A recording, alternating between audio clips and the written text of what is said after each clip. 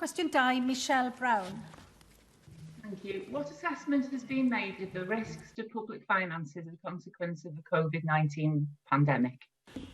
So, the Office for Budget Responsibility's latest assessment shows a very large increase in the fiscal deficit for the UK as a whole during this financial year. The Welsh Government's fiscal framework protects the Welsh budget from the impact on devolved revenues of the UK-wide economic shock arising from the pandemic. Thank you for that answer, First Minister. Your government has encouraged local authorities to invest in commercial properties around the country. You have lent them taxpayers' money to do so, and the Development Bank Wales lends money directly to private companies developing commercial properties. Last financial year, the bank lent £34.1 million of taxpayers' money to property developers, and this year the bank has two funds available to property developers totalling £97 million. Most of it is in the Commercial Property Fund, and all of the money is provided by the Welsh Government, i.e. the taxpayer. As a result of lockdown, property experts are predicting that commercial property could lose 50% of its value, and rent returns will go through the floor as businesses close, downsize offices because more staff are working from home or need rent holidays. Even the Office for Budget Responsibility admits to at least a 14% drop in value over the next year. If the OBR are correct, the Development Bank Wales could lose £7.7 million in 1 year if it invested all of its commercial property fund of £55 million. The bank may already have lost £4.7 million on last year's investments.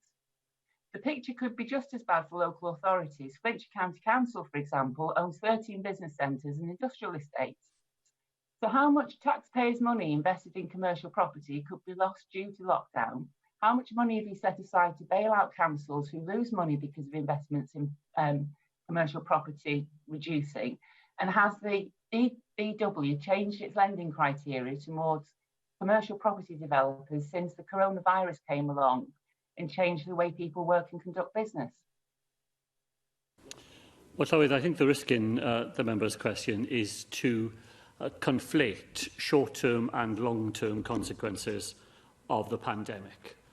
In the short run, there's absolutely no doubt at all that commercial property values have been affected by coronavirus and that they will continue to be affected as the economic shock of the pandemic unfolds across our economy.